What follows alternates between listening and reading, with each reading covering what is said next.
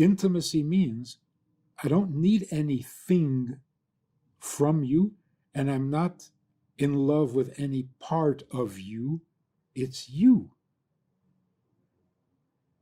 That's called intimate. Intimate means put all things aside and there's just us, with no thing coming between us. That is true intimacy. God doesn't need us for something. He just needs us. We're not a means to an end.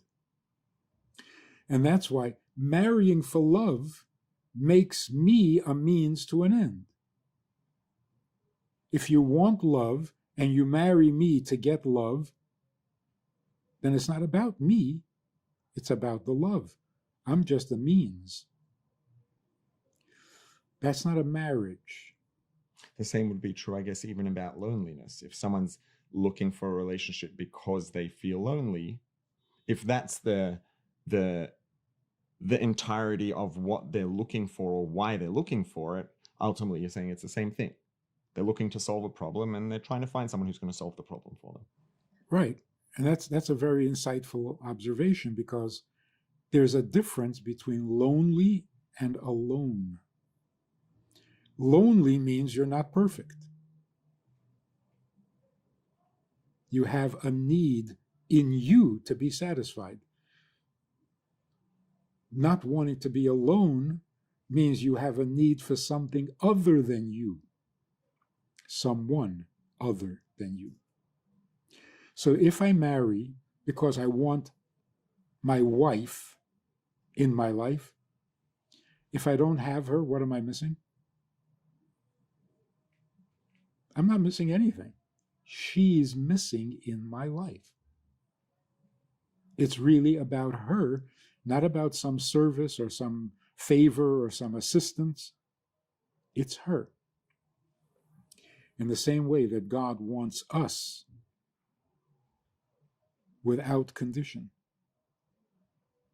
So it's not God wants me to keep Shabbos. No, God wants me,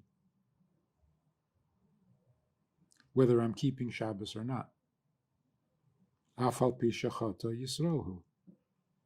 It's just that because he wants me with him, not against him. So when he's keeping Shabbos and I'm not keeping Shabbos, it's a frustration, because he wants me at his side. During the week he creates, during the week we create. We're with him side by side. On Shabbos he rests, we rest with him. He hates pork, we hate it with him. So all the mitzvahs are simply keeping in step with him. So if you're religious and you're sitting at the table observing Shabbos and having your Shabbos meal, and your child doesn't want to come to the table, what are you upset about? The absence of a Shabbos observer, or your kid is not with you at the table? Huge difference. So there's this great line from this popular song, Piano Man. It's a bar scene, and one of the lines is, they're sharing a drink they call loneliness, but it's better than drinking alone. Loneliness, you share. Two lonely people get together, they're not lonely. But then they go home, and they're alone. Now, loneliness, we understand why it's painful, unpleasant, whatever. What is wrong with being alone? Why is everybody saying, just leave me alone? So really, in a sense, what you're saying is, it seems that perhaps what you're saying is, there isn't necessarily anything wrong with being alone per se. It's just missing perhaps the thing that brings meaning and value and fulfillment to everything that the person is. The thing that brings me to something more than me. Right. So it's a divine instinct, not a human instinct. Human beings would rather be alone. Just leave me alone. If I need something, I'll call you. Right. But don't call me. Right? That would be the human instinct. The divine instinct in us, which we're mimicking God, is no, just me does not compute. And we don't know why. There's no pragmatic benefit. On the contrary, pragmatically, it's a disaster. So now that we've established, let's say, and clarified that the value in marriage, in being together, in sharing intimacy with a partner, with a spouse, is that it brings one beyond the state of, individual perfection. Let's say the person could be perfect, but that, they're still not going to have what marriage will bring them. To what degree then does a person need to be perfect or as close as possible to being perfect before they're ready to get married or pursue marriage, to be able to add that on top of themselves in, their perfect state of being? Well, ideally, they should be perfect in the literal sense of the word. Good luck with that. Right. Responding perfectly to every situation, properly, exactly, correctly, proportionately. Okay, that's, in this case, perfection means I don't want to have more of me anymore. Enough about me. So in that sense, I'm done with myself. Now I'm ready for someone else in my life. But as long as I'm still working on myself, there's no room for another person. And I say, if you wake up in the morning and you look in the mirror and you're fascinated by what you see, you're not ready to get married. But if you look in the mirror and you say, what, you again? It's time to get married. So to sort of come at that very practically, right? I see for sure the inspiration in that a person who, let's say, wants to get married feels like they should pursue a relationship or is in a relationship and they want to do it correctly. Obviously, it sounds like what you're saying is that a real foundational aspect of a proper, fulfilling relationship is that it's not about oneself, it's about the spouse, the partner. That being said, practically speaking, does a person who, let's say, wakes up in the morning and looks in the mirror and is fascinated by what they see, or a person who's still feels like they've got a long way to go in terms of their personal development or whatever it is, that therefore they actually shouldn't pursue a relationship, they shouldn't look to get married? Yeah. It's not fair to the other partner. It's something like this. When we're dating, for the purpose of marriage, not what's going on today. The social system of today is toxic and destructive. I think everybody will agree to that. Dating, living together, premarital sex, it's never about the other person. It's always about myself. What I'm feeling, what I want, what I like, what I enjoy. Marriage means it's about the other person, right? So here's how dating is supposed to work.